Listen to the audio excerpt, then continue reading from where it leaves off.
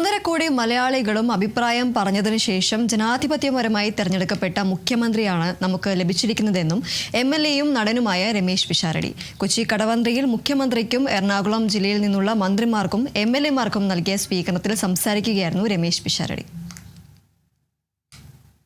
ഏറ്റവും ജനകീയനായിക്കൊണ്ട് നമ്മൾ ഇത്രയധികം ജനങ്ങൾ സംസാരിച്ച് വാദിച്ച് നേടിയെടുത്ത ഒരു മുഖ്യമന്ത്രിയാണ് നമുക്ക് ലഭിച്ചിട്ടുള്ളത്.